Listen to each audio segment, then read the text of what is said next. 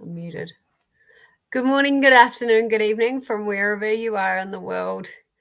My name is Jessica, and we are wrapping up the Stephen King read-along today. This is not sprinting. Hello, Stacey. How are you? How are you doing this morning or this evening? We're not going to be sprinting today. This is just going to be me and a little bit later on, Elliott, chatting about our experiences through the month. That's awesome. Perfect. I'm good. I've still got a little bit of a cold. You may or may not be able to hear it, but I'm feeling better. So this month, obviously, we had the Stephen King read-along, if I can find the banner. Where is it?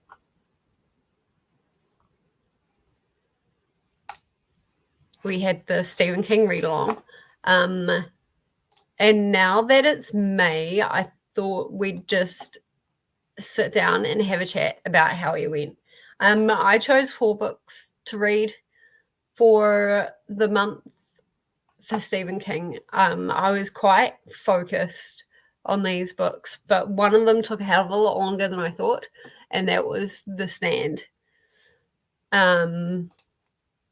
Stacey, what did you read? You had a TBR jar, didn't you?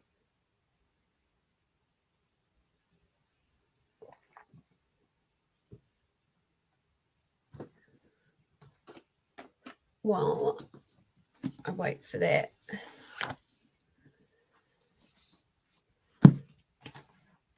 So the big thing that started this off for me was I wanted to read The Stand because it was very, very highly suggested. And that was a lot more than I anticipated. I also had Fairy Tale and The Institute, and on my Kindle, The Green Mile as well. I'm going to say right now that 4 books was a bit too ambitious, especially given The Stand. I successfully read The Stand and The Institute. I gave The Institute 4.5 stars. I really loved this, and I'll talk a little bit more about it later once Elliott comes in. And I see a few more people have joined in. Say hello in the comments below and let me know if you read a Stephen King this month. So The Stand. Now, I've said in a previous video that I rated it 3.75, and I'm thinking it's more a 3. Again, I'll talk about it a little bit later, but I had a few problems with that book. If anyone in the stream has read The Stand previously, or you read it through this read-along, please let me know and let me know what you think. Stacey had so much fun with the read-along. Thank you so much. I really appreciate that. You finished The Dark Tower. Awesome. The Dark Tower series. There's quite a few books in that series, isn't there? Just ordered Fairy Tale today. Fairy Tale is one of the ones that I have not finished. I am 310 pages into it, so it's ever so slightly over halfway through. This has, how many books does it have?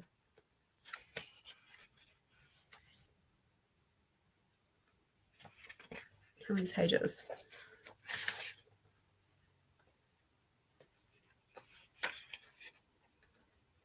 $577 pages. So it's a long book, but I have to say I'm really enjoying this. If you want to pick it up, I'm really enjoying this. So many different references to fairy tales, but also trying to be quite unique at the same time. So yeah, and I have to apologize because I sent everybody out a poll to choose what I would read, and that came back as the "Hello, cool gamer. How are you? How are you doing?" So today we're just talking about the Stephen King read-along. We're just doing a bit of a wrap-up. So if you read a Stephen King book this month for the read-along or not for the read-along, let me know.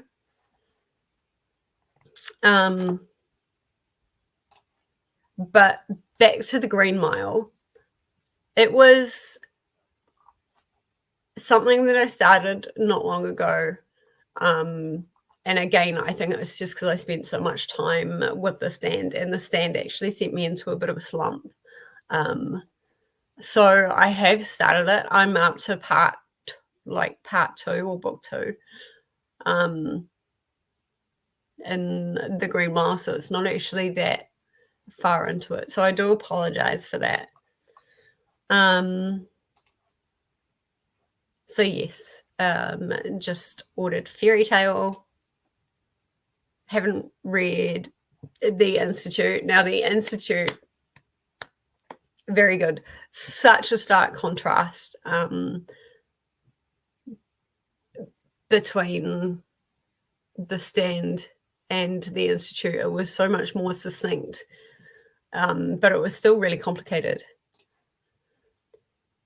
Stacey has read The Stand. It was a while ago, so I don't remember much. Yep. Yeah. To be honest, I don't know that I'm going to remember much of that book. That's really bad. Dark Tower series, 7 books. So did you read 7 books, or did you only finish it off? Hi Mary, how are you? We're just wrapping up the Stephen King read along. I read Cujo and time slipped away, didn't get to Cycle the Werewolf. That's fine. What did you think of Cujo?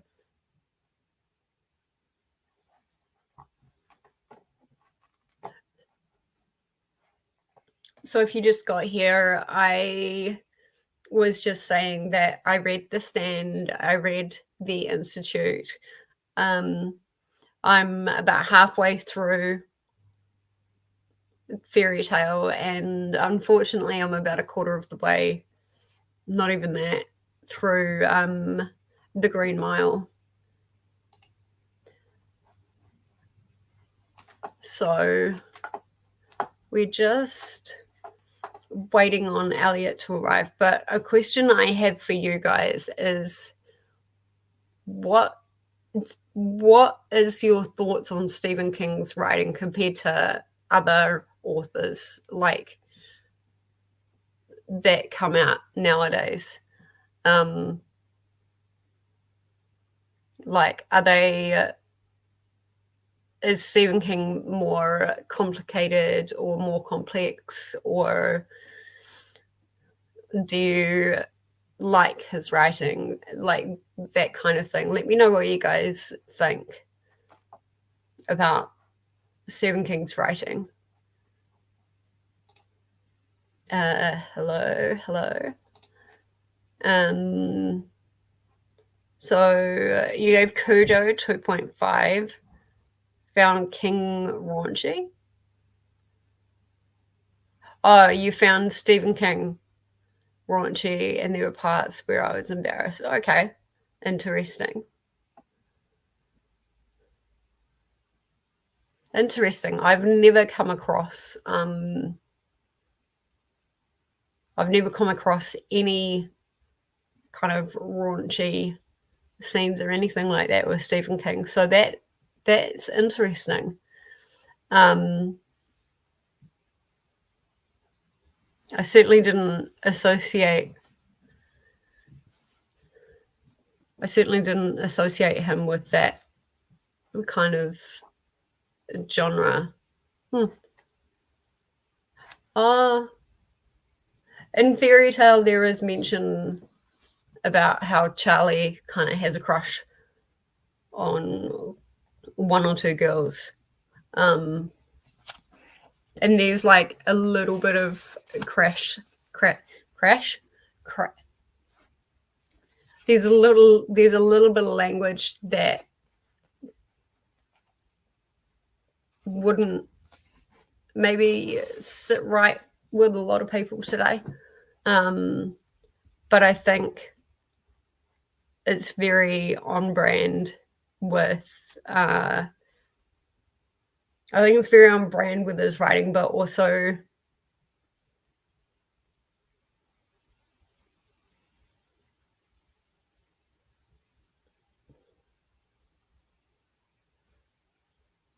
actually I can't say it's because of the age of the character, but I think just based on my previous read of The Stand, I think it's quite on brand. So he's talking about in Fairy Tale, like, and please, this is not my language, but he's like taking a piss or something like that. And I'm like, you can't just say going to the toilet.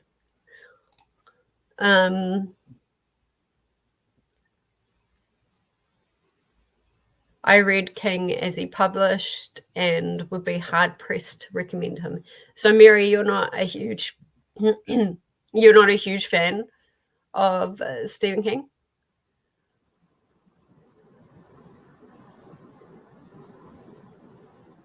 Are there any books that you have read from him that you like or don't mind?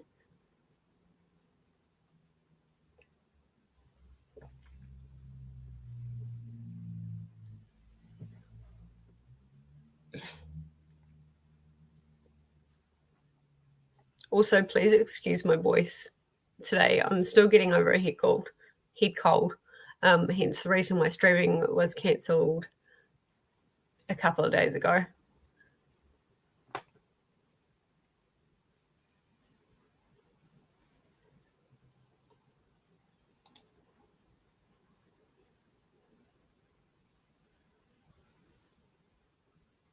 Had all the hard copies the day they came out. Wow.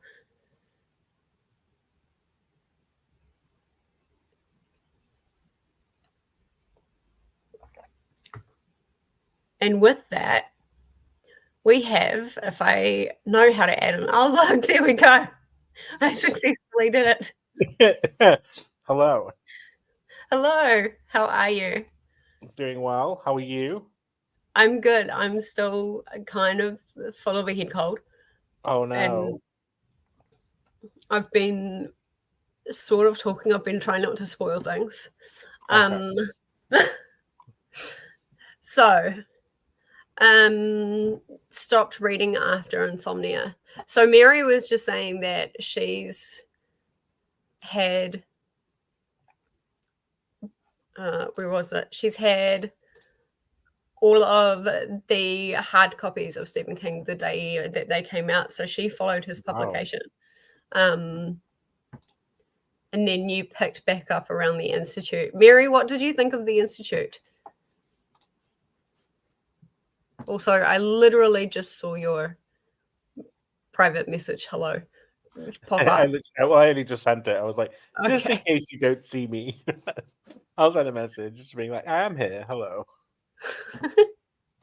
Mary, you liked it. Yeah, well, I gave the Institute 4.5 stars.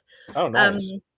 So just to catch you up, Elliott, out of the 4 books that I set myself, I read 2 of them and I'm in the middle of 2 of them. So I read The Stand, completed that, and I read The Institute, 2 very different books.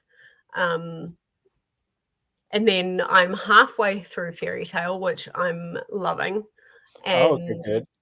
And I'm one part, there's 6 parts to The Green Mile. And so I've read part 1. So that's where I'm up to. Because is it the Institute and the Standard quite long, aren't they? The institute is actually shorter than Fairy Tale. Okay. I was quite smart though, and I got audiobooks, so that helped a lot. Yeah, I think I'm gonna have to listen to King more than read, I think. The Stand is overrated. That's a great segue. And you didn't like Fairy Tale. I'll just hold on that, Mary. First off, how did you go, Elliot, with your experience reading? I failed to complete one Stephen King book, but in my defense, I wasn't very well. There was like over a week where I wasn't very well, nearly 2 weeks where I wasn't well in April, and I was struggling to find the motivation to to carry on reading. I think from what I've heard and from other people who have read Stephen King, I definitely started with a bad one.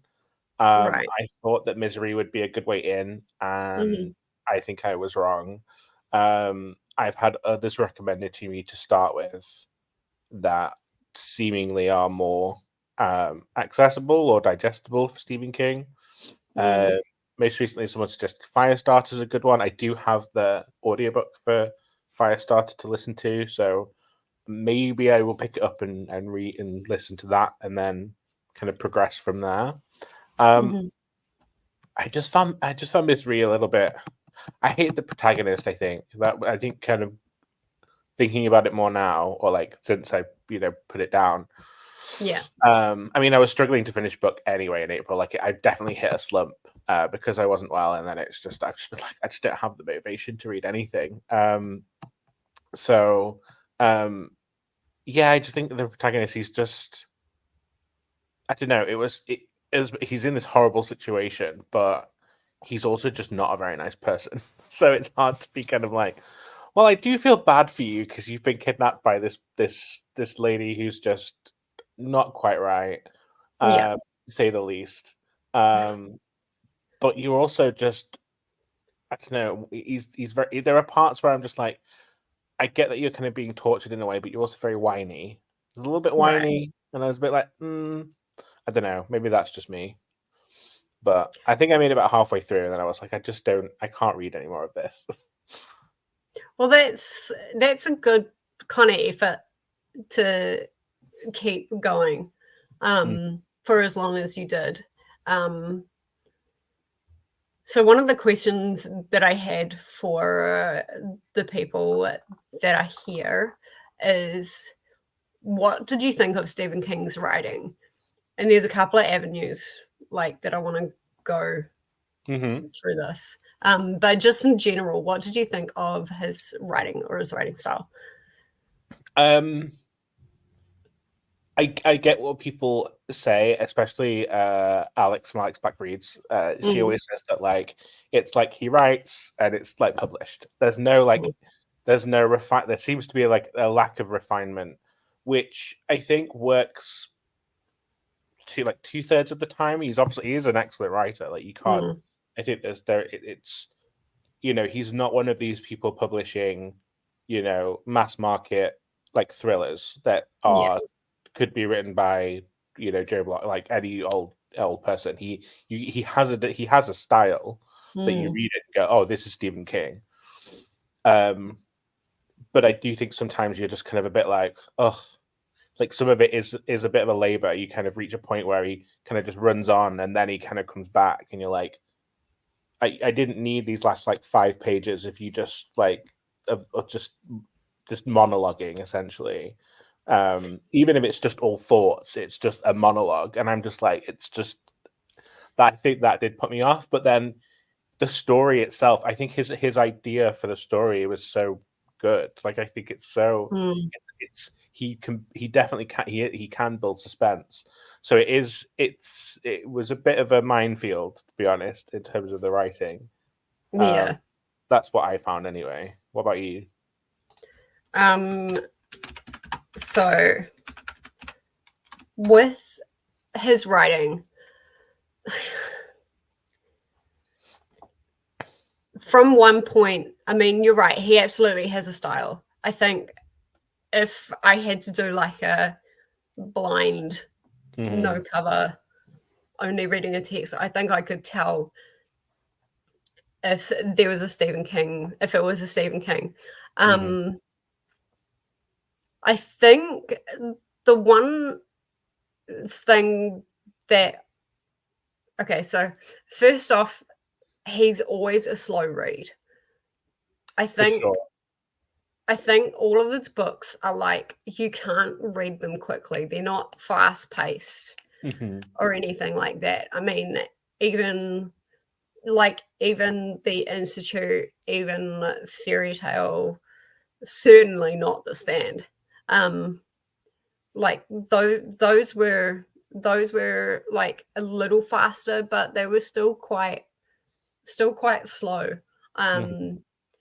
But I almost find that it's quite deliberate. And from the one hand, his kind of slowness and his kind of going off track, I find some things really interesting in that, like, especially in the Institute, where some people can say, oh, maybe that's not necessary, but there are little bits and little hints of what is coming. He's very deliberate, I think, in showing his hand and showing like what's to come. In Fairy Tale, after one of those kind of rambles, and he does, like, I have to agree, he rambles. But after one of those, like, there's a hint to maybe something that happens at the end of the book where Charlie is saying, you know, talking about Radar, which is the dog, and he's saying, little did I know back then, but it was all my fault. Or something like that. And so he's like, he very deliberately puts little hints, but very little hints. And the Institute, we'll just ignore that. is the only one of the only books where I truly did not see the ending coming. Like, I had no idea what was happening because he was so deliberate in keeping that very hidden. Like, you were exactly in the same position as, oh God, what was his name? As the boy that was kidnapped, Luke, the boy that was kidnapped who had these special powers. You were basically in his head, like, he didn't know what was going on, so we didn't know what was going on.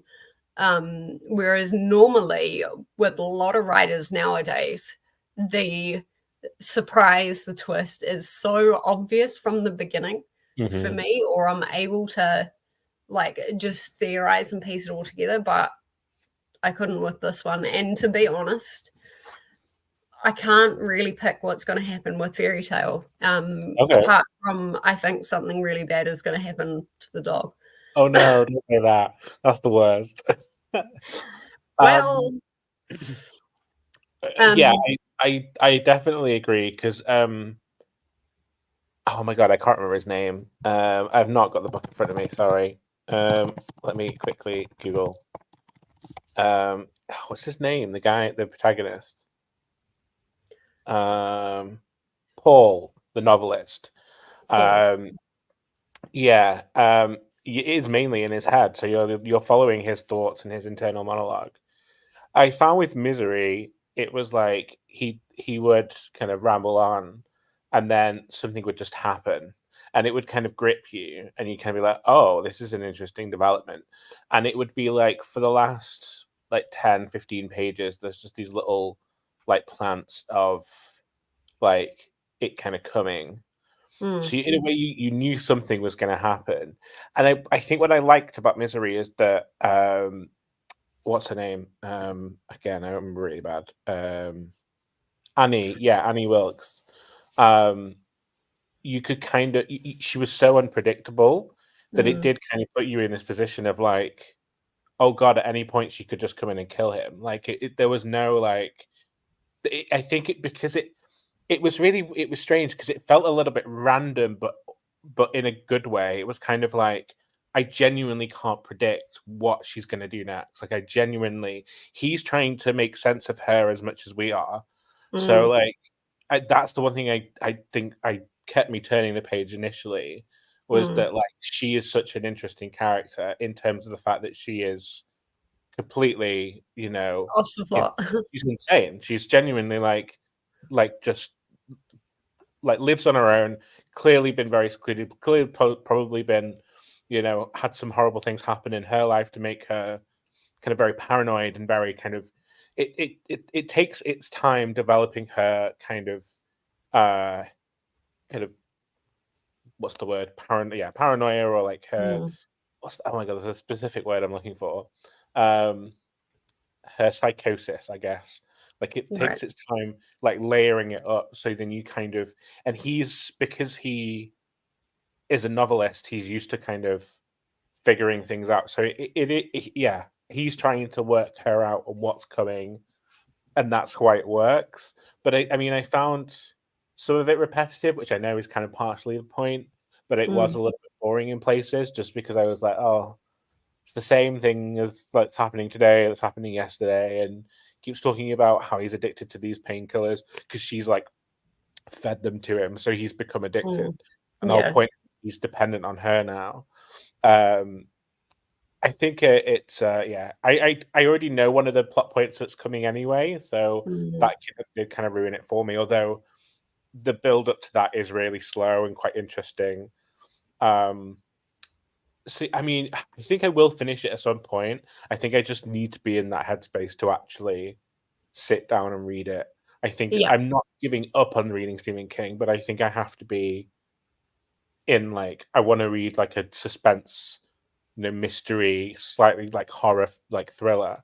Like Mm, it's kind of all four kind of mixed together. It's really quite weird because there's some stuff in there that's really like gross. So like it talks about him having to like he had to like so he was I don't know whether this is just too gross, but he had to like he was so dehydrated he had to like pee into his hands and drink it because he was that dehydrated. mm, It's like stuff yeah. like that that you go, oh, like there was a lot of that in it, which I quite think just it because you've already got that feeling in your stomach of like tension because stuff like it's not going to end well. It's not going to end well. Yeah. And then when stuff like that happens, it kind of does make you feel sick because your stomach's already like a bit wobbly, and you're like, oh no, now I feel a bit sick after reading that. Like Yeah. it's clever, it's really clever, and you can see why his books are so popular. Um, but yeah, Yeah. He doesn't shy away from what he's trying to say no, is something. And I think that's something that happens again with a lot of writers nowadays. They shy away from like what's happening. And I mean, there is some of the language that he uses, like there's one scene in Fairy Tale where Charlie, who's 17, is like he's staying somewhere in this fairy tale world, and he's like, oh, and then I took a piss, and I'm mm, like, okay, that's not quite what I wanted to hear or needed no, to hear. But I feel like that's just something that Stephen King would say. yeah, Like, I feel like that's very on brand for him, and I think mhm, if he started watering that down for something that was more palatable, that would kinda lose a little bit of his essence, so, yeah, there's that. Mary said, she agrees with you, Elliot. He has a style, he's sick and twisted. I think that's what hooks people, and me included. He didn't write like mainstream authors, yeah, and he still doesn't. Um, just quickly going through the comments. Young me loves Misery. read when it was originally published. I don't know how I would feel now. That would be really interesting, Mary. If you ever do a reread, that would be very interesting. Yeah, for sure. Or just any of the ones that you read when you were younger. I think I think it'd be interesting to see how you feel about it now. Yeah, because they're so, like, you could get away with saying so much stuff back in those older books. Slow creepy crawler burns equals freakouts. Hi, Paul. How are you going? Paul, you read quite a few Stephen King's this month for this read along. Let us know what you read and what you thought about them. So Mary likes creepy but not fantasy, and you were saying before that you liked The Institute, Mary, and The Institute is, I mean, it's not creepy, like it's not horror, but it certainly makes you feel really uneasy.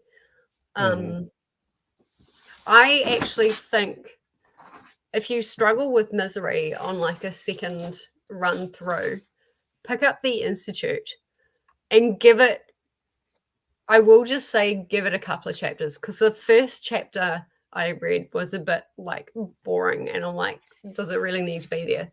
Right. And that kind of segues a little bit in to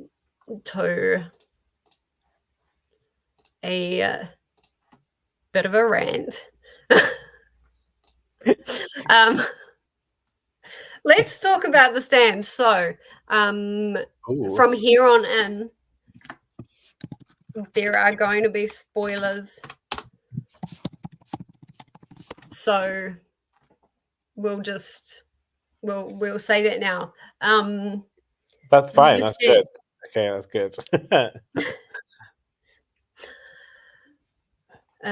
First off, Paul mainly read 5 and 6 of the Dark Tower series. Nice. Loving the series all over. Awesome. I have heard that it's a great series. The Dark Tower is kind of like a sci-fi fantasy. Yeah. It's not really horror, I think, if I recall from what it's like been talked about. But yes, let's talk about The Stand. I know Stephen King is never going to read this, watch this. But, and excuse my language, because I try not to swear, but for fuck's sake, it needed to be cut down by at least 500 pages. There was so much in that book that was totally unnecessary, like right at the very end. So the bad guy, the dark man, Randall Flagg, whatever he wants to be called, he's defeated. Great. Then there's like 3 or 4 chapters that is at least 50 to 100 pages of just 2 of them that survived walking back to town. You're like, do we really need this? Do we? I was so annoyed. I'm like, for fuck's sake.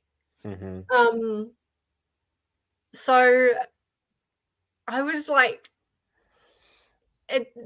there were so many points in the story where I'm like, yes, there's all of these different characters, but why does it have to be 1150 pages? It didn't need to be that long. He could have, and he's proved that he can do it with an ensemble cast. Right. The Institute, I always get confused with this bloody mirror camera thing, but the Institute had an ensemble cast, sort of. We had all of these kids, but that's 482 pages, not 1150 pages. You can do it, Stephen King. You can do it. You just have to show a little restraint. So that's the reason why The Stand got a 3. I said 3.75 in a video that I just put out. But I think it's actually closer to just 3. I think I need to not be so nice just because he's got a good reputation.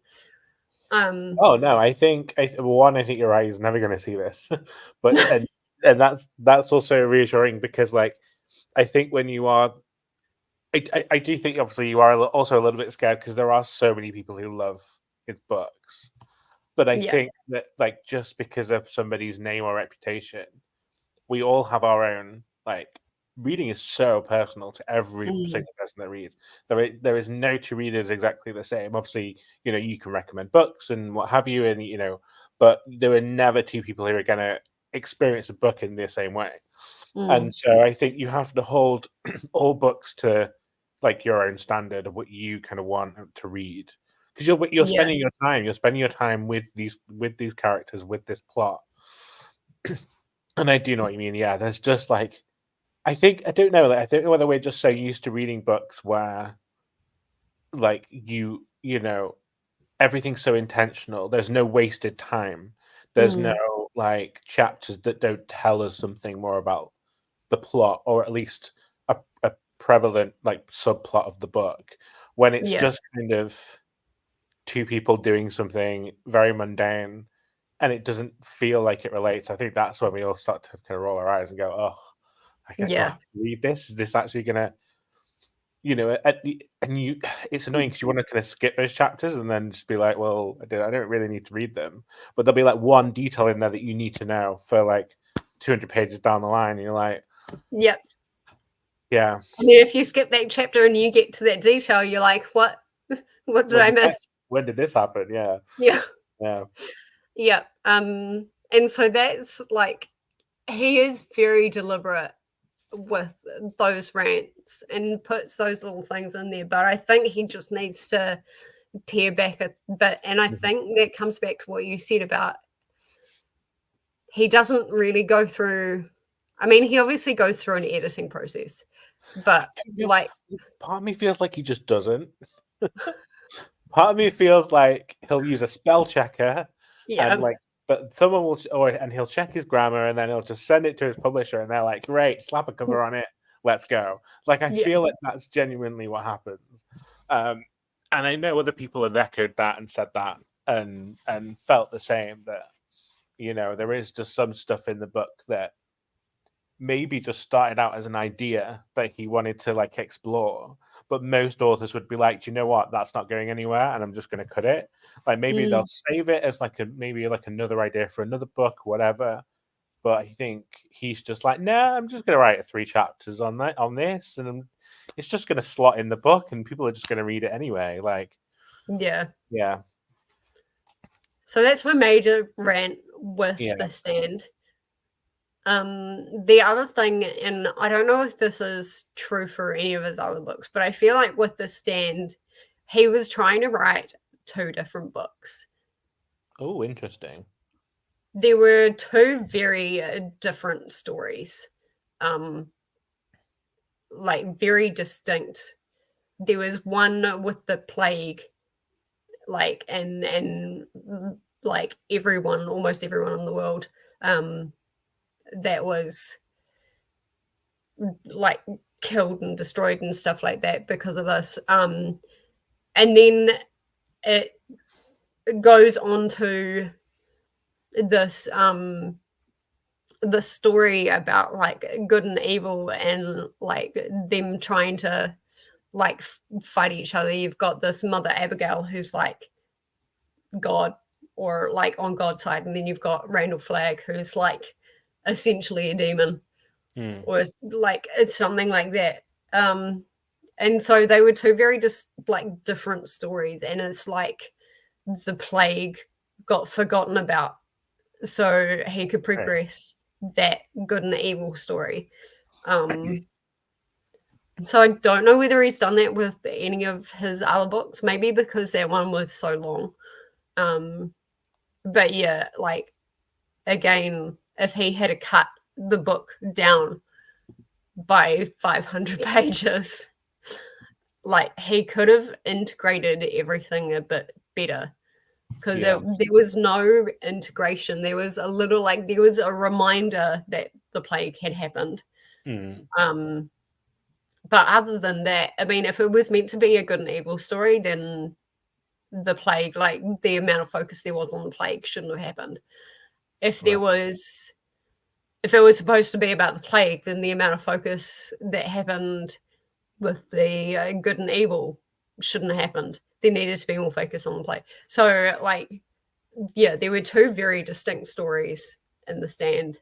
And so, yeah, that was Did not the best book to start with. did they just not relate at all? Hey? Did they just not relate at all to each other? I mean, not really. Like, because the plague happened and there was like only a few people, it meant that the good and like Mother Abigail could recruit a few people like to rebuild a town, and then Randall Flagg could create a few people who were really bad and nasty and stuff like that and take over Las Vegas. And then they kind of had their two separate, not armies, but like Yeah. their two separate teams, if you will. Yeah, I didn't find they meshed together very well. It's like just like hearing about the, like you say, good and evil, like good versus evil story, and then something like a plague story. You know, because I know it's post-apocalyptic, isn't it? And you Yeah. know, so any Um, kind of story of a plague or a pandemic or whatever, to me, it sounds like the story you're trying to tell is like in the end, it doesn't really matter whether what like on your morality, because anybody could mm, just die from this plague. But mm. I mean, like that would be the way to link them together. But if I mean, yeah, that But seems there really random were that definitely two very distinct sides so at the random. end. And so, yeah, I think The Stand was not the best place to start.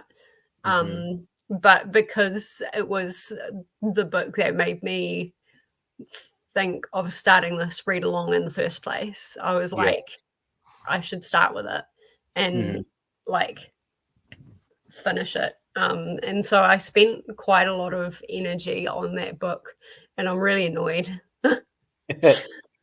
At least you kind of like, at least you like knew what you were going. Like I feel as if it was a good book because you knew his writing style, Mm, and you kind of got to know him as an author a little bit. But then the bar is also now set lower, so another book might kind of raise the bar. Like you might enjoy it more because the bar is like gone from like here really to here. low. You're like, Yeah. And I yeah, think that's what happened with the Institute, because I moved on to the Institute now. I was co-reading Fairy Tale anyway with The Stand. I still haven't finished Fairy Tale. But I got the Institute and I immersion read this with Audible. And honestly, like it's the audio that got me through The Stand. Um, yeah. and I think the audio did the Institute justice as well. Um, Do you think you would have enjoyed the Institute without the audio? I think Like, so. Maybe not as much. hmm, I don't know. Maybe it would have been a 4-star instead of a 4.5. But I mean, the audio made me read it quicker yeah. as well. And it just like it helps with my imagination, like me being able to imagine these characters and imagine the Institute. Um, that was a great book.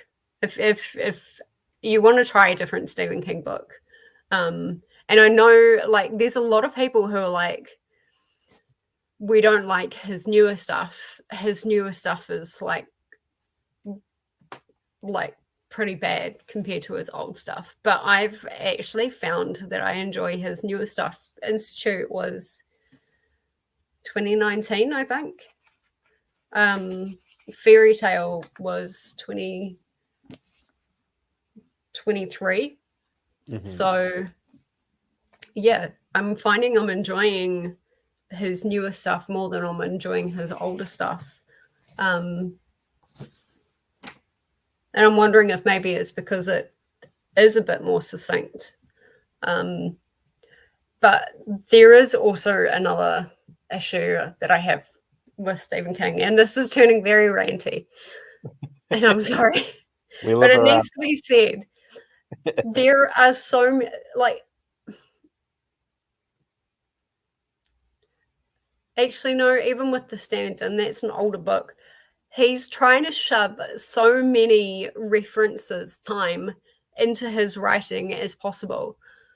So like he goes through like a lot of pop culture songs and stuff in The Stand, and like in Fairy Tale there's a lot of references to things or words and stuff that are being said in today's language, and it's like he's trying to do that on purpose. I um felt the same with Misery. So mm, yeah, it's not just his new books because I think Misery's like it was released in it was written in the 80s, so mm, very old book at this point. Um, yeah, no, I think it very much read. Then I don't know whether if it kind of felt like it was set earlier than the 80s. I don't know. I was trying to work it out as I was reading it, but yeah, it felt very like specifically like he was deliberately dating the book, mm. um, and like placing it in its time, Yeah. which is yeah, really, it was very heavy-handed. Mm. Yeah, I mean, I'm all for a few kind of references. Like there was a few times where Obamacare was mentioned in the institute, um, random. and things around that. Um, and I'm like, does that need to be there? Like it just felt shoehorned in. Yeah, A couple of little mentions, a couple of little sprinkles are fine. Um, or like he's even trying to like shoehorn like this is what young people say nowadays yeah, in fairy tale, and I'm like, and he's trying to like explain it almost, or like just make it like an emphasis, and I'm like, just just write the boy. don't don't feel like he has to be, oh my god, what the yeah, hell just happened. um don't feel like he has to be like in with the lingo kind of yeah, thing. So yes, that's the rant section um, of of Stephen King. If you have any other rants, I don't know. I actually started. I didn't start with Misery. I wasn't mm, sure which one I wanted to start with. I was like 90% sure I wanted to start with Misery. But then I also bought Full Dark No Stars. Is that what it's called? Yes. Which is a collection of 4 novellas in one book, which mm, are about kind of from what I'm understanding, like redemption or like admitting to your crimes and like paying for your crimes, whatever. Um, and within the first few pages, one of the characters uses the N word, mm, and I was just kind of like, this was a book published in like 2010. Like it wasn't exactly an old book, and it just felt yeah, very like, are we doing this? Are we really like including characters? Like I understand like you can write in a racist character, but I mm, think there are other ways of doing it without having to use. I just feel like the world's moving. Even in 2010, people were moving past like using some of this very old language.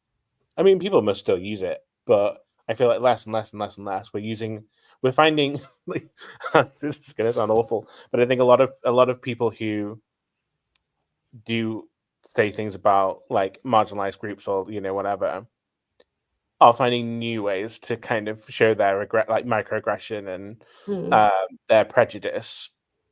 And I feel like the world's kind of moving on from a lot of those words, and a lot of people just wouldn't use them anyway. And it just felt like there was like deliberately kind of some prejudice in the book, and I was a bit like, why are we doing this? Is this really necessary to include this word in like the first like 3 pages? I don't know. It just felt very out of place, and for a book that was, I would have understood it if it was like a much older book, but it's not a particularly. I know 2010 was like 14 years ago, but Wow. I know that stresses me out. But to me, 2008 was like 5 minutes ago. Yeah. So anyway, so yeah, it just was. I was just disappointed. I was like, are we doing this to be controversial? Is that what we're doing? That's how it felt a little bit. Like it was there to kind of give that shock value, and I'm like, there are just kinder and less cheap, nasty ways to do that. And that's it didn't sit right with me, and I was like, I might read this book in future and try and ignore that, but I'm just gonna have to put this to one side for right now. Don't like the fact that this character even exists right now. Yeah. I think it just really puts you off on. I mean, I feel like we are supposed to hate this character, but you really, really, really wanted me to hate the character. Like by using that word, you were like, "I'm going to make you hate them straight away." Yeah. So yeah, I There's the can. trigger word. Yeah. So Mary saying she likes it. The books are personalized. Personalized as in what? like as in with the pop culture references, or Oh, okay, maybe. maybe.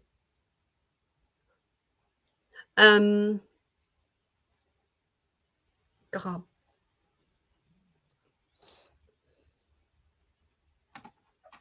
Yeah. When you say F words, there are a few that come to mind, and I'm assuming you just mean all of them. Like any word that's just offensive towards a marginalized group that begins with F is terrible. Oh, I was thinking about, excuse my language, I'm very sorry. But fuck. Oh, okay.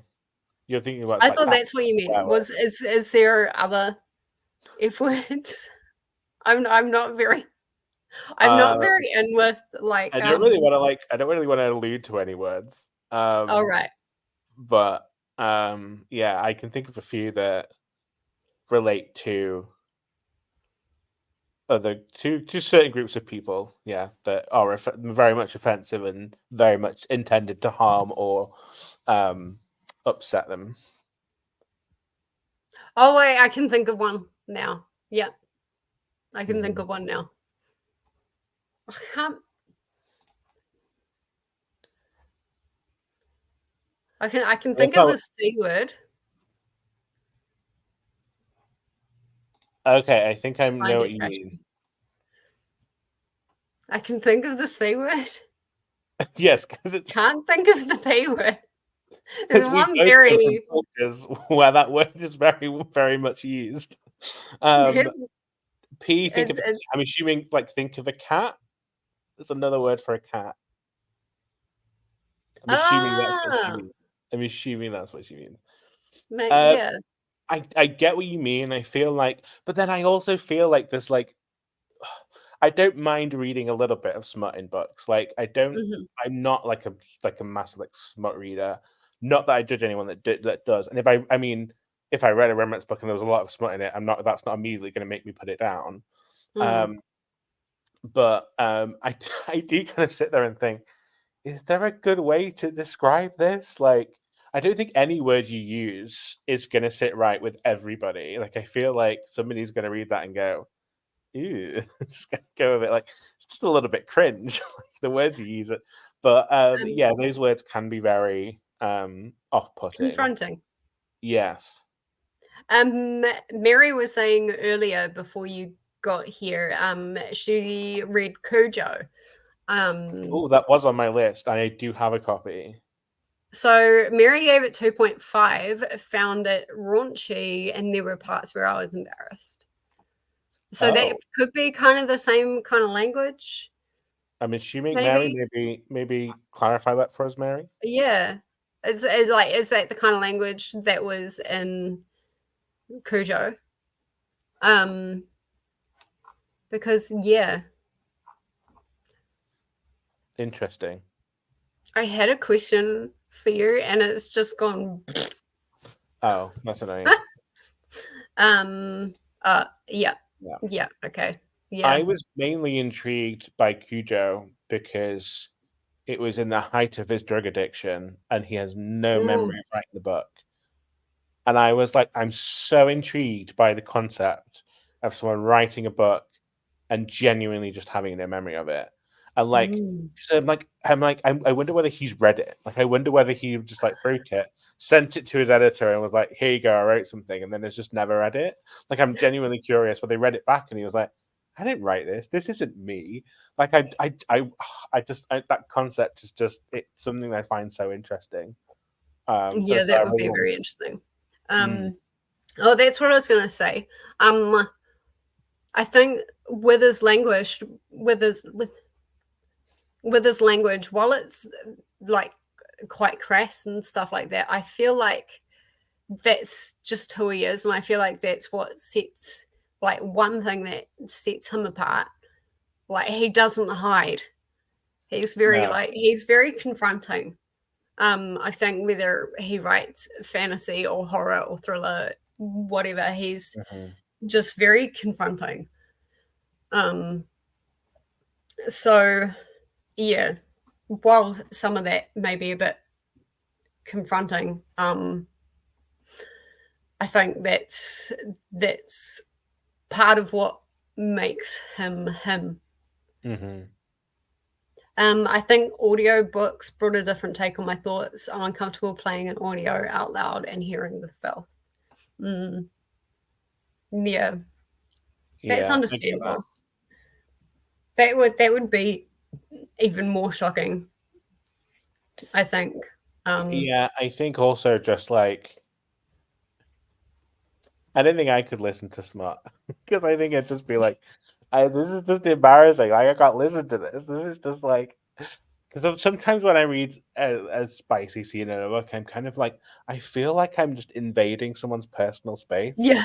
Like I feel like I feel like I should avert my eyes. Like I feel like I shouldn't be reading this. This should be like I'm just kind of like okay, you guys have your time. Like that this is fine. Like why am I here? Kind of thing.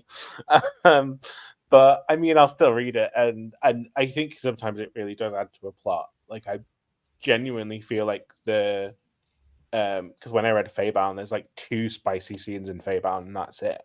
But like Mm, one of them, like it happens, and then the next thing that happens is so shocking, and it really, really is kind of puts this huge contrast on the fact that they've just been very intimate and mm, completely changes the dynamic of their relationship. So I felt like that was quite necessary because it's like the first time they've been quite physical with each other. It's kind of this admittance of like, oh, they're really into each other, and then something really bad happens afterwards. So I feel mm. like it can really add to a plot because it can often really emphasize a point. Um, but yeah, sometimes I'm just like, do I am I why am I here? Like, what am I Yeah, reading this? and But yeah, yeah. yeah. Um, Back to what I was saying about, I'm guessing like the language is kind of one thing that makes King King. Mary was saying, I agree. It took Cujo for me to question going forward with him. I Interesting. reevaluated my thoughts. Yeah. Um, she said, Elliot, I was embarrassed reading a couple of spots in Cujo. So Fair maybe enough. there are a couple of spicy themes. Spicy things. I mean, it might just turn my cheeks pink, but yeah, it wouldn't make me stop reading. But sometimes I'm just a bit like, I feel like I should be here. But I totally get like some people really love it and think that it's really like it's quite like hee hee, it's funny because I'm reading something really like spicy, and then others are just like, no, I do not want to read that. Yeah. And then there's people who like have preferences for it. So there are like some books that really go into detail like about like bodily fluids and things like that. That would really gross me out. And kind of like I don't want to read that. Like there are certain things that I think would I'd be like, no, I don't want to Mm. read that. So I think there are just varying degrees um of yeah things happening. Yeah, I don't know.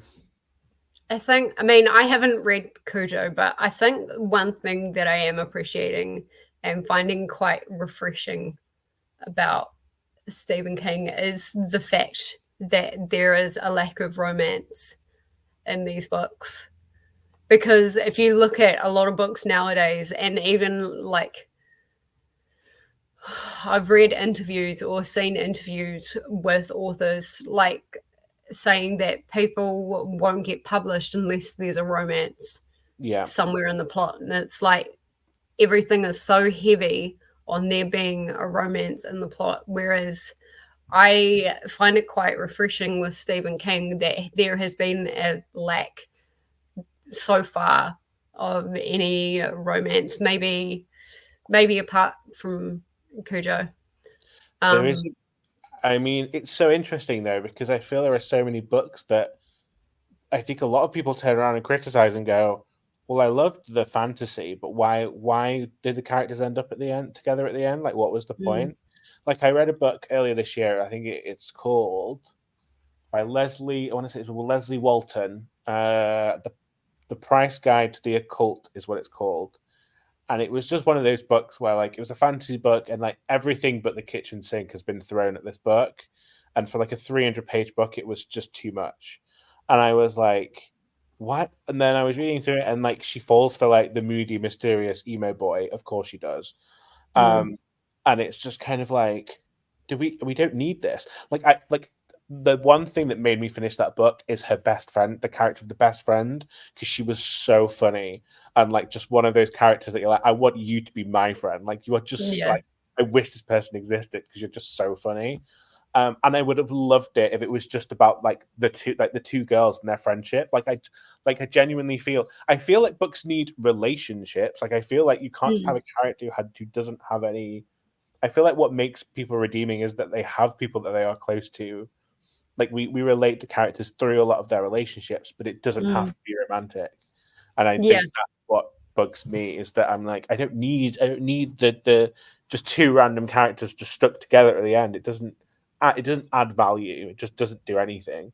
So yeah, I think I agree that like I like the focus not being on romance because I think it tells us more about the thing is, I think it tells us more about the characters if it's not so focused on romance and how they respond in like tricky or Normal. terrifying or Yeah.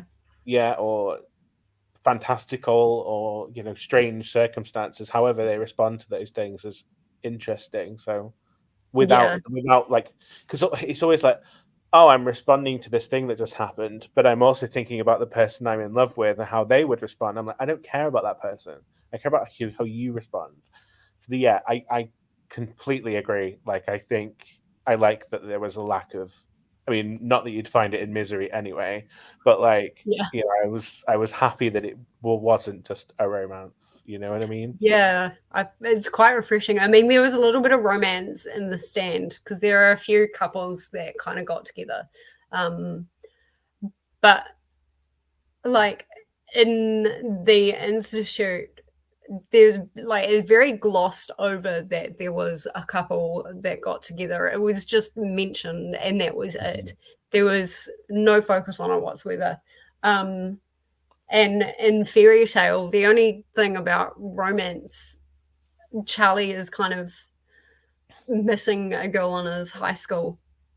Um, and I think he started getting a crush on someone in this fantastical world. Right. Um, but that's it. It's very glossed over, and it's such yeah. It's quite refreshing, and I think that's another thing that separates Stephen King from a lot of authors Hmm. um, in today's market. Paul likes King's older stuff, doesn't like the newer stuff much. So, what newer stuff are you talking about? Because there's been a few people who haven't liked Fairy Tale. I'm really enjoying Fairy Tale. Um, have you read the Institute, Paul? Um, but yeah, I think it's quite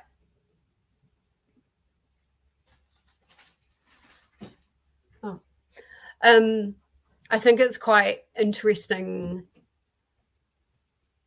Oh god, I just lost my train of thought. Sorry, my mum came in to close my door. Oh.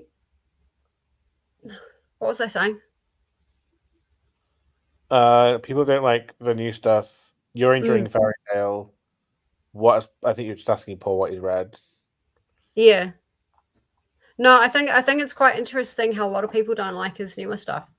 Hmm. Um, and I'm wondering, maybe I'm liking his newer stuff because I haven't read his older stuff and I'm not like used to his older stuff.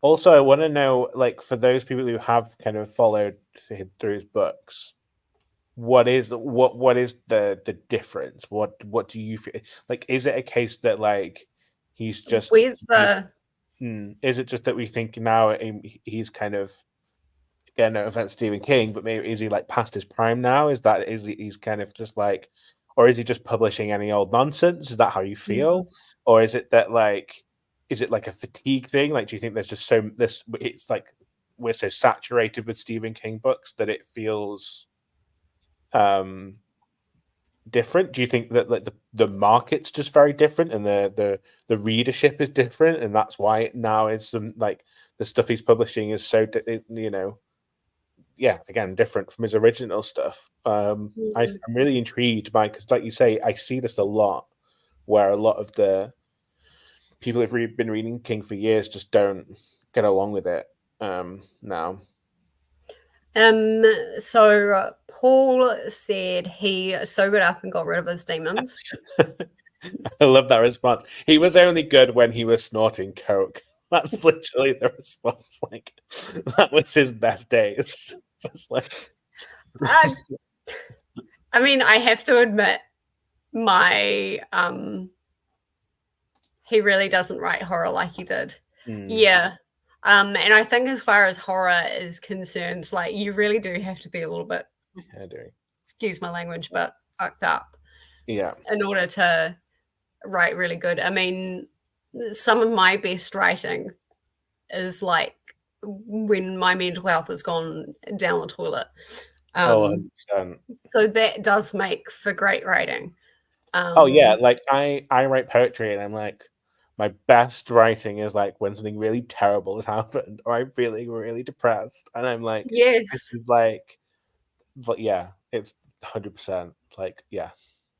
One of my best poems was in response to probably our one major terrorist thing that happened, and that was the mosque Yeah. shootings in Christchurch. Um, Yeah. I wrote my best poem out of that. Um, so yeah, Mary was saying his novelty wore off, and they all started sounding alike. Yeah, I so kind of like, get what you're saying with that, Mary. yeah, so like I said, I think it is a, like, I think we're a bit fatigued. I also think that maybe like he is, part of me feels like he is being not pressured to publish, but I think he feels, again, maybe it is just like the markets. There's so many different kind of books that he's trying to find his place as the market shifts. It's still a Mm, business. Like, publishing books is, it's still a business, and you have to sell your books. So I don't know yeah, whether it's a case that eventually that just kind of starts to influence you because you've been doing this a really long time. He was such an original voice, like, you know, the books he was publishing, like Mary said, were like nothing like anybody else's. mm, And then now you kind of get the Stephen King copycats, and then also, I mean, it's like obviously the most recent example, the most popular genre is romantasy now. It's like yeah, that's what you should put if you want to, if you want a book that's going to sell, you need a book that's going to appear on TikTok that is the same as Akatar. That's basically how you're going to sell your book and make it sell 1 million copies overnight. So yeah. I don't know whether that's just a case that he's trying to find his voice and his stories within His that. place in this Yeah. new, yeah. So Um, and he is a lot more complex and complicated than a lot of writers. Like a lot of stories, like their characters are very one dimensional and one layered compared to what Stephen King writes. And yes. so he is still very, like, he's so different nowadays to what is quite normal on the market. Oh yeah, like I mean I loved the Inheritance games like the trilogy. I like I devoured haven't read that them. yet. But like you have to go in knowing that like the three, well, so there's four brothers, the Hawthorne brothers, Mm, and each one you read them for a page and you're like, I know that guy. I know right. exactly who that guy is. Like Yeah. they're all just archetypes and they're like Mm, copy paste. But I kind of appreciated that's how it felt to me because it allowed me to just focus on the plot. I was like, now I don't need like 10 pages explaining who this guy is. I know this guy and I know I can read a book with him in it. Like it's established straight away. But I know what you mean. Like some of that really complex like character, like we focus now so much on like building plot or building or world building that it's kind of just like, oh, especially in fantasy, you read some fantasy and it's like you've developed this really like amazing like magic system with this amazing world, but I'm reading the same character I've read in the last 10 books I've read. There's mm, no, sometimes it really does feel there's no differentiation. Or like you get and I feel this happens mainly with female characters, you mm. get I'm not like other girls. They're Yeah. trying so hard to make her so different that she's insufferably like quirky and like do you know that's what you're trying to go for because Yeah. that's what you think different is in a book. And then Um, she's so different, she ends up in every single book. exactly, and the Yeah. cycle just continues. Like we don't get anything new. So Yeah. yeah, I definitely 100%. Yeah, like it. I like the fact that like I said, it's the same with Misery. So like Annie Wilkes feels like a very layered character. There's a lot going Mm, on inside her head, and the mm. book's not even from her perspective. Yeah. Um, and like he's very in a way he's trying to cope because he's very dismissive of her and he thinks he's got her all figured out, and then she'll come in and do something that's so like seemingly out of the blue, and then you kind of sit back and you realize this is all his interpretation of her. He doesn't know anything about her. Like he's been essentially kidnapped by this woman. He's Mm, bedbound, and like all he has to go off is every time that she comes in that room, and she knows nothing about her life. And I think that, like you said, I think a lot of that character building is just missing from a lot of books. yeah. Sometimes it is nice to just kind of pick apart a character and learn so much about them and have that build over, you know, a whole book. Like I feel like Yeah. there's a lot of the characters feel very real in a Stephen King book. Yeah.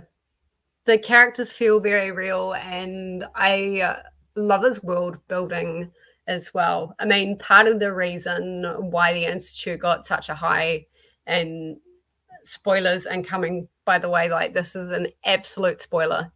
Um, Part of the reason why the Institute got such a high rating for me is because it really made me, and it gave me like a, it's almost like a morality, like Mm, scale thing. Like, is it good that he's doing this? And the whole reason for the Institute is these kids have either telekinetic or telepathic powers, and they're being made stronger. And as a group, they are able to target these people who have the potential of starting the next world war, like down the line. So the person that they're targeting at the moment, he is somebody who through a certain action will become best friends with the Minister of Defense, and then mhm, like they start having conversations, and then big wars will start breaking out. Um, and so like it's like mhm. the whole morality thing, is it like, is it good that these kids are targeting these people, or like is it still like really bad because they're being kidnapped and stuff? I mean, it's really Well, bad that they're being kidnapped, but yeah, I think it's interesting because a plot like that, to me, if you were to like simplify it, is like an extrapolation of the trolley problem. It's like the few for the many. It's like we sacrifice these few people for the good of humanity. And I think stories like that and the different ways you can tell that story kind of do sit with you and you go, I don't know what I would do, and I don't know what is correct. I don't Yeah. know what's morally more, acceptable. Acceptable. Yeah. Yeah. And I think that's, yeah, if a book can do that, then, it definitely stays with you. You're welcome, Mary. Right. Yeah, it's an interesting concept. And one that I haven't really come across or read where like it actually made me go, which is the right thing here. Yeah. So that's why that got such a high rating for me. I want to circle back to what you said a while ago about possible Stephen King not copyrights, but like copywriters, like people who are wanting to be the next Stephen King. Have Yeah. you come across in your reading any books like where you feel like they're trying to be the next Stephen King? I think I've read books that I think the thing is, if you were so obtuse about it, if you were literally like writing a book and someone went, it just feels like you're trying to copy Stephen King. Mm. You just know it would be tanked. Like I genuinely, that it would be, someone would be like, well, you are clearly trying to copy him. There is no two ways about it. Mm. But I think there are like, I've definitely read books where like characters are very similar to a Stephen King book, or the storyline is feels very familiar, and I mean, I find it. I mean, it's so. Yeah, I mean, I've not read like a book where I've gone, oh, well, this could have been written by Stephen King and probably been done better. But I think a lot of the elements are, you kind of go, oh yeah, I can feel the influence of Stephen King over this. I kind of, Right. because I feel like his reputation precedes him, and I Yeah. feel like if you're a reader, then you have an idea of, even if you've not read a Stephen King, but you kind of know You know who he his, is. like his trademarks, and and Yeah. so it's, you kind of do sometimes recently you go, well, this is just copying Stephen King. Yeah. What about you? I mean, have you read any authors or books that come to mind where you go, I honestly I haven't, and I think that's why I posed the question, because from what I've read, like they're so standout and so unique. I think somebody could rewrite The Stand in a better way. okay. Actually, that would be interesting if somebody tried to rewrite The Stand in a better way. Um, was there anyone in particular that you were talking about, Elliot? No, like I can't like think of specific examples, to be honest. Yeah, and I can't think of, no, not at the top of my head. Influence, I read and think fan. Yeah. Yeah, I Yeah. mean, I don't mind if like so I've just bought, I'll show you. In fact, I will sit here for a moment. So sorry if the light is like glaring behind me. Oh Oh, god, that's all that's right. great. Mine's probably a bit One clearer, moment. actually. Is that better? Oh, yeah, that's better. Might be, oh god, it's a bit dark. Let me put it there. Why is it so spooky? I'm sorry. But I was reading. Ambient. I am reading Rebecca. Mm. I actually now have two copies. This one is going to Laura, book hermit Laura. Nice. But I've just bought Song of the Six Realms. It's very pretty. But this, in the description, it says it's influenced by this book. So I don't mind when a book, if I know going in that like it's been influenced or inspired by another book, because then I know to expect maybe a similar character to the one I've read, or a similar plot line, or whatever. But I think that when you're trying to kind of hide it a little bit, but it's so obvious when you read something that's been influenced by somebody else, like you're just like, like, yeah, I don't know. I'm quite interested actually because I just recently got Ninth House by Leigh Bardugo, and that Okay. was blurbed by Stephen King. So it'd Oh, be interesting to see if there's any like influence of his writing throughout that book. he literally has a quote on like every book. I Does he? swear. I pick Oh. up I pick up a book and I go, "What a surprise! Stephen King's read this." Like there are so many. I don't know whether I just gravitate towards them and for some reason just pick up a book and I'm like, "Oh, okay, another Stephen King recommendation." Like this is stupid, and it is, and I thought maybe it was just on like horror stories or like suspense thrillers or whatever, and then I was like, "Oh." No, there are other books that he's had like he's got a quote on. So Um, yeah. they compare The Stand with Swan Song by Robert McCammon.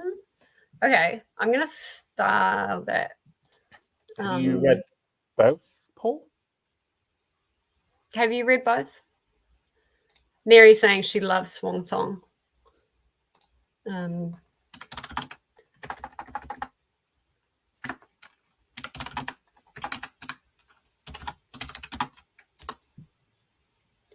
by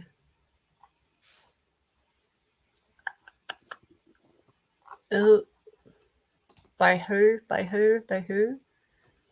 Robert. I'm just seeing if I can bring it up on Goodreads.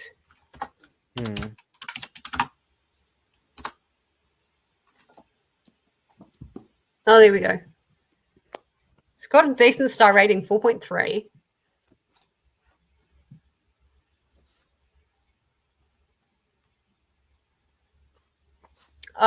Okay. I'll share my screen for this one. Because it is very like I can tell straight from that first sentence. If you oh yeah, you can see that sort of an ancient evil roams the desolate landscape of an American ravaged by nuclear war. Very much like The Stand. He is the man with the scarlet eye. Again, very much like The Stand. When was this? Interesting. So this was published in 87.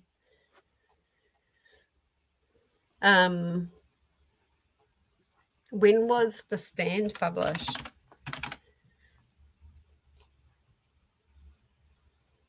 In 1990. So I wonder if Stephen King had influence from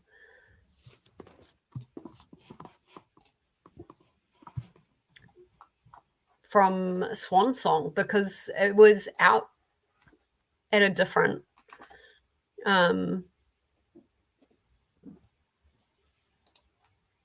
was out later. The publishers pay King for blurbs, then they stick them on any book they want. So there we go. Never read The Swan Song. Okay. I would be quite interested to read that.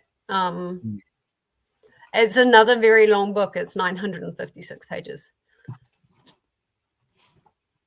I don't think. How long, right? Eh? How long did you say? Sorry. 956 pages. Long one. Yep. Our Ninth House doesn't sound anything like King. I mean, it's Leigh Bardugo. I would not expect it to be anything like it. Although I haven't read what are the others called? Because obviously there's the Six of Crows and the Grishaverse, and then there's oh my god, the Shadow second and one's Bone. called Hellbent. What's the first one called? Ninth House. Thank you. Yeah. I know those are very different from the Grishaverse books, but they're also very, very much Leigh Bardugo. Okay, that'll be interesting. I hated the Six of Crows duology. Well, the thing is, I have them, and I haven't read Shadow and Bone. I haven't read that Mm, trilogy. mm, Um, I know that it's a high story, and I tend to like high stories. I do find them very repetitive because they always say the same thing and do the same thing in terms of plot. yeah. But generally, they're like an okay time. I can get along with a high story pretty well, so I'll be Mm. intrigued to read it. Mary is asking, have you seen the movie Rebecca? No, I tend to if I'm gonna read if I know if something's on my TBR and I know it has a movie adaptation, I tend to avoid it until I've read the book.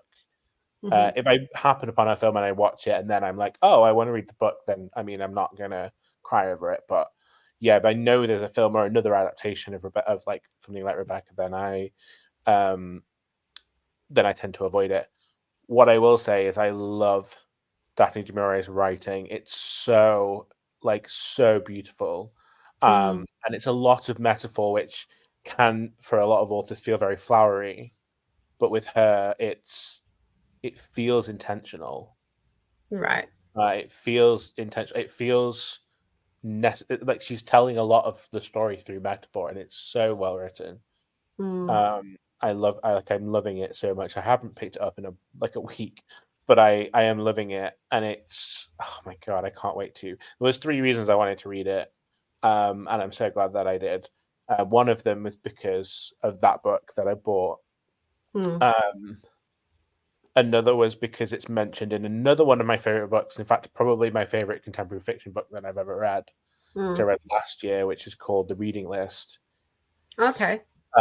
It was basically it's a book about a library, like a local community library. It's based in the UK, but and in the back of this book, they find a list of books, a reading list, and Mm, each like section or chapter of the book is two characters in the book reading each one like one after the other.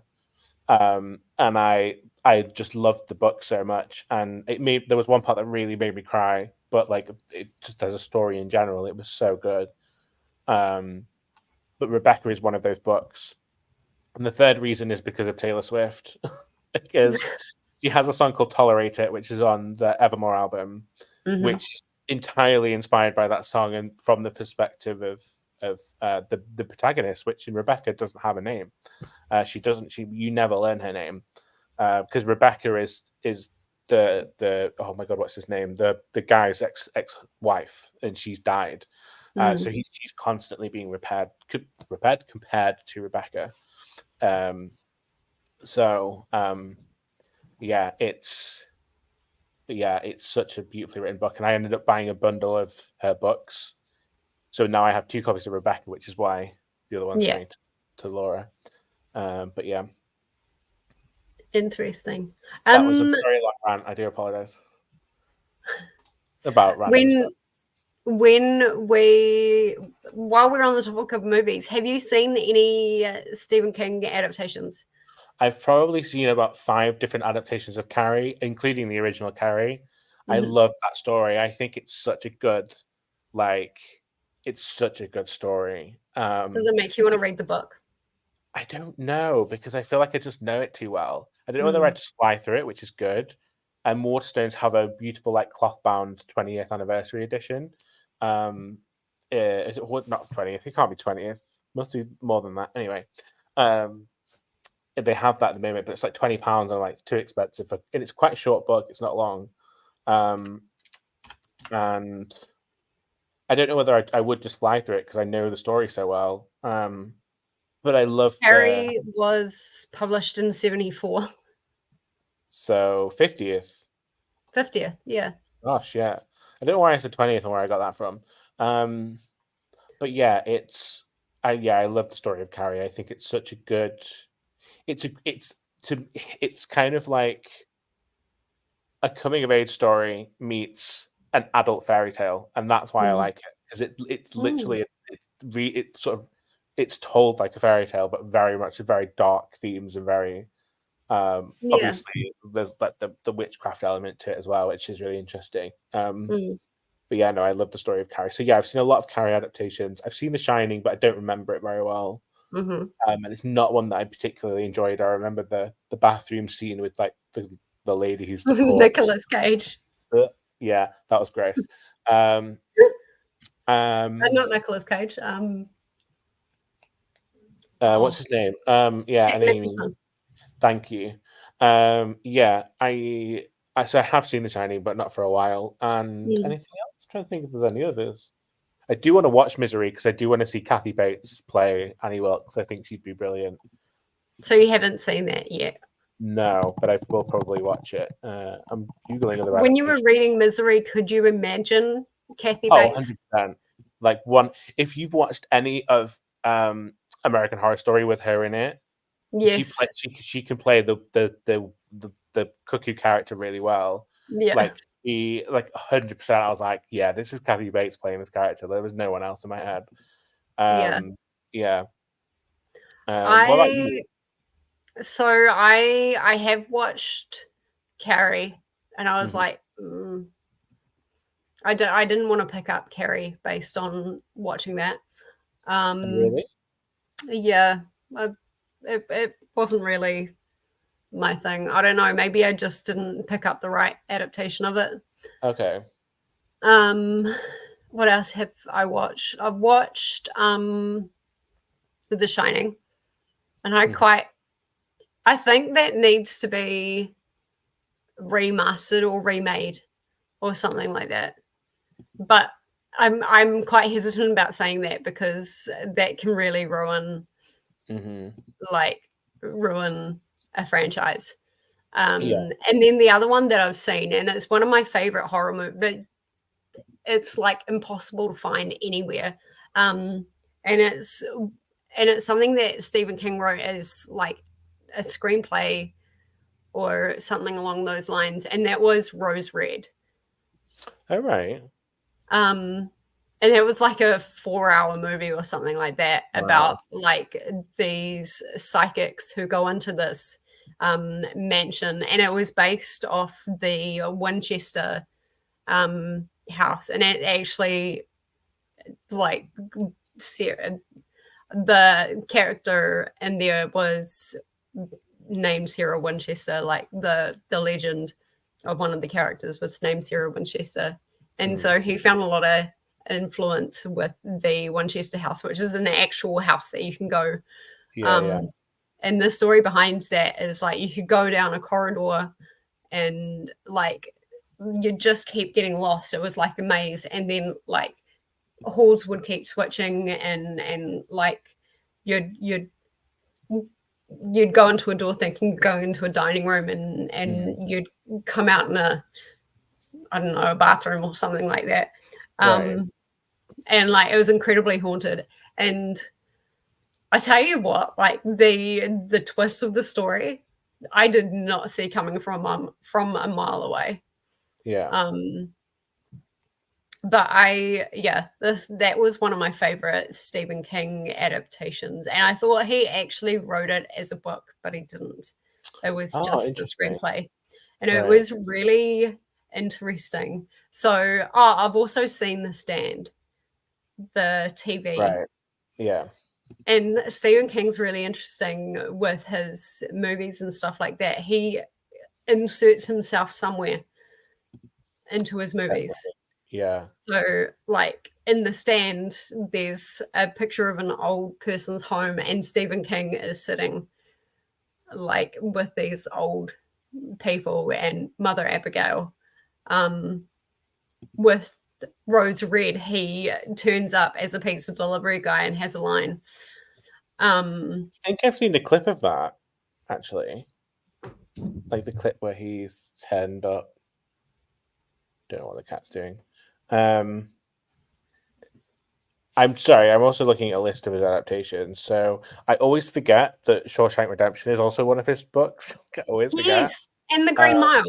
yeah, and The Green Mile. I don't know whether I've seen The Green Mile. I know it's a Tom Hanks film, and everyone loves it, don't they? But I've not seen it. But I have seen Shawshank Redemption, and Stand By Me, that classic movie, is based on a novella of his called The Oh, Body. And I mean, Stand By Me is a great film. I Um, don't think I've seen that. I'm trying to think what else is. I'm just going through the list, like trying to see what I've seen. I think that's it. I don't think I've seen anything else.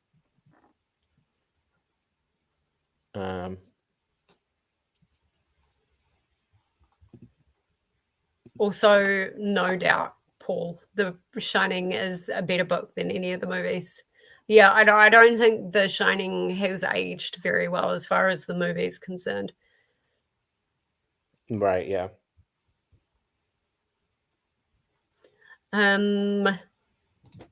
Also, Paul is sprinting tonight. Nice. So to kind of wrap up, overall, for me, I think the experience of reading Stephen King for the first time was good. I definitely had a few problems, especially with The Stand. But overall, it's proved to be pretty good. And I think I would definitely look at picking up another Stephen King. Your experience, Elliot, was a bit more like maybe not necessarily bad, but like just maybe not the right timing. Yeah, I mean, I'm not. Yeah, I think I'd try him again. I think I will. I've got the audiobook Firestarter, and I think I'm going to listen to it and see how I feel about it. And some of his other stories. But yeah, I'll probably start there and see. Someone said that was a good one to start with, so yeah, I might start there and then see how I get on with. That maybe I'll return to Misery further down the line. Yeah. So I know you said you wanted to read Cujo. Are there any other books that you would want to read?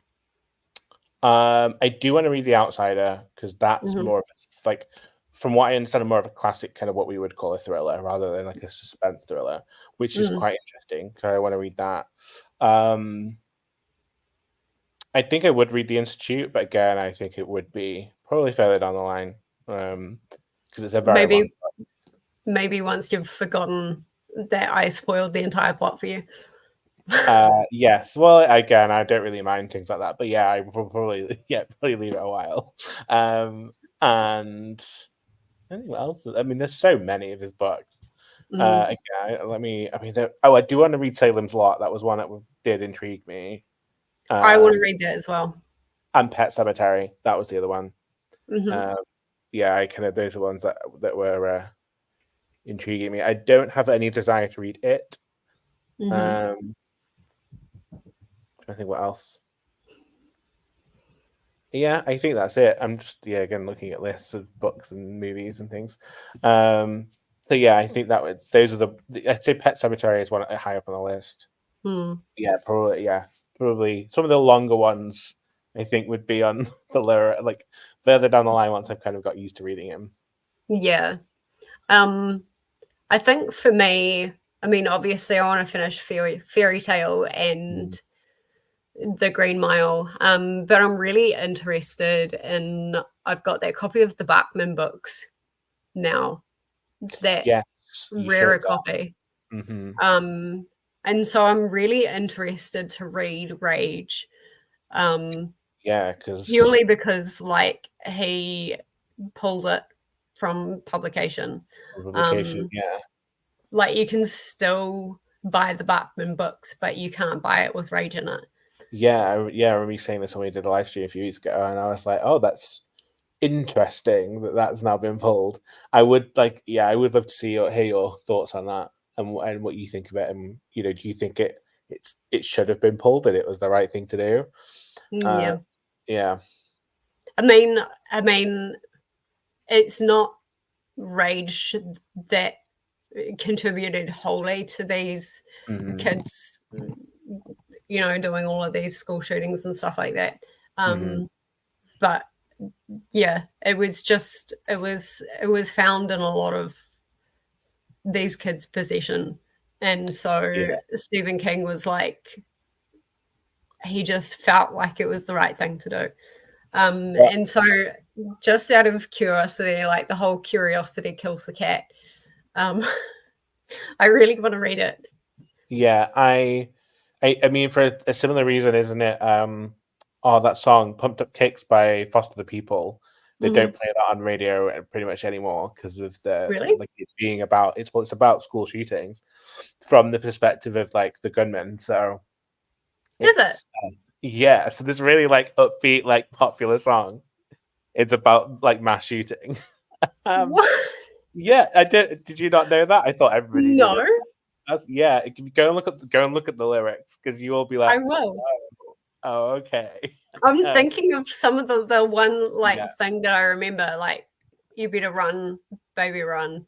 yeah, and you're like, oh, like this is a fun song, and then you're like, oh, no, it's not. I don't think it's from the. I can't remember what it is from the perspective, but yeah, it's disturbing when you kind of listen to it. But I mean, it's such a good song. But yeah, I think they don't play that on the radio anymore.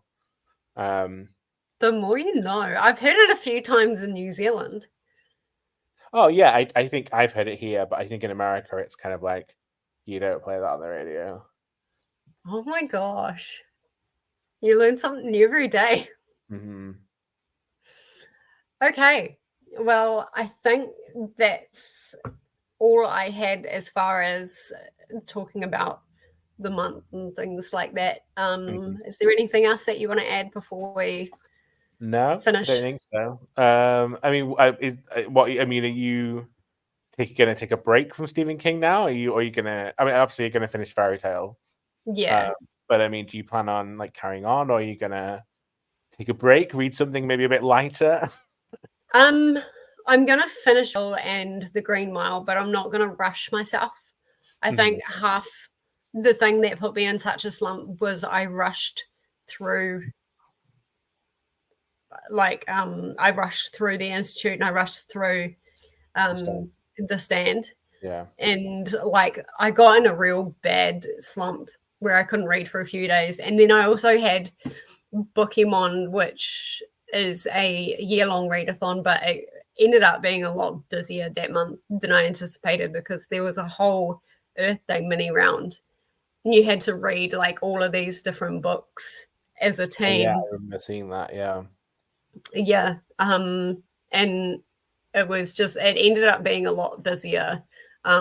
At some point, I'm going to end up doing a wrap up for April, explaining all of that. But because of all of that, my mind just went, ugh.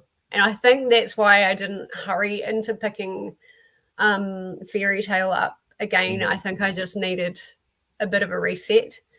Yeah, I've got books on my May TBR, but they're mostly all, apart from maybe one or two, like quite light. They're either short books or they're quite light in content. yeah, And so I think, yeah, I think I'm not going to rush myself into finishing Fairy Tale and the Green Mile. I'll do a review once I finish them, but yeah. yeah. So yeah. Yeah. I was gonna say I kind of feel like you need to read something a little bit more fluffy or just something a bit lighter than what you've read Stephen King. Because I think, like you say, like you said earlier, he doesn't shy away from anything or hide or whatever, and that does tend to. I think, but with some of the subject matter being quite heavy, it can feel Mm. very like, oof, it's a heavy, like it weighs on you a little bit. It kind of stays with you. So it's nicer to read something a little bit lighter and Yeah. more fun than than something like Stephen King. Yeah. And I mean, even reading Fairy Tale, I mean, it's not exactly that heavy. You've got an old dog that's dying and Charlie's trying to save him. Hmm. Um, but the subject matter isn't that heavy yet. Um, but it's just like, I mean, like I said at the beginning, he's a very complex writer. He like Yeah. everything that he it's just the whole thing is very complex. Hmm. Um, and so I think I need to just step back a little bit, Yeah. read something different, and then go back to it because I do enjoy it when I pick it up. But he just takes up every single ounce of brain space that there is. Yeah. Yeah. Absolutely. Yeah. It's like you said, that's another reason you can't rush through it, it takes a lot of thinking. Mm. Yeah. Yeah. Okay, well, I think that brings us to the end of our Stephen King wrap up. I want to say thank you to everyone that joined, not only here in our chat. Mary still cringes at Pet Cemetery. Oh, interesting. Also, Christine being a recommendation. I don't know anything about Christine. Actually, maybe I shouldn't look it up. Maybe I'm gonna trust Mary and I'm gonna read it knowing nothing. I think that would be a good way of reading it. Yes, Yeah, blind read it. Yeah, blind reading. Thinner. No, I have not heard of that. But he's got so many books. It's hard to kind of. Paul read Thinner a few years back and enjoyed it. Apparently, it was quite creepy. Excellent. Well, thank you to, first of all, everybody who came to the live show and had a decent chat with us. Managed to chat for almost 2 hours, and I'm very happy and excited about that. And secondly, to everybody who watches this live show back and participated in this read along. It was the first ever read along that I've ever hosted. And there was like zero structure to it. All you had to do was read a Stephen King book. I think that's a good way of doing it, though. It's kind of just like, yeah, sticking with a trope or a genre or an author or whatever, and then allowing people some kind of free reign over what they actually read. Yeah. So yeah, I really appreciate that as both Elliott, as both. I'm not used to it either. I do the same thing. I'm like, wait, which hand is which again? Yeah. As both Elliott and I read Stephen King for the first time, we were Stephen King virgins. I am no longer a Stephen King virgin. You're half?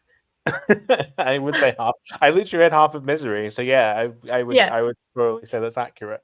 Yeah. I think I do have a few audiobooks to listen to, but I think I'm going to probably listen to Firestarter first, and then see if I then want to circle back to Stephen King, because I have a few thriller books kind of in my TBR, and I kind of maybe just want to do like a month of just reading thriller because it's such a fun genre sometimes. So yeah, maybe I'll revisit Stephen King when I read those. But yeah, it'd be a fun thing to do in October. Yes, true. Yeah. Have a great evening, Mary. Or for me, it's like 9 o'clock in the morning. So, which means it's like at 10 o'clock at night for you. Just, yeah, nearly half past, but yeah. Yeah, awesome. Well, thank you so much, everybody. Thank you. Let me know if you guys want to do like another Stephen King thing next year. There will be more structure to it, I promise. Like there'll be points and stuff like that. I'll make it a whole readathon. Like it would be fun to kind of like do like teams with like a set like reading list. Yeah. And then like maybe I don't know. There are a few ways you could do it, but yeah, like I have things planned.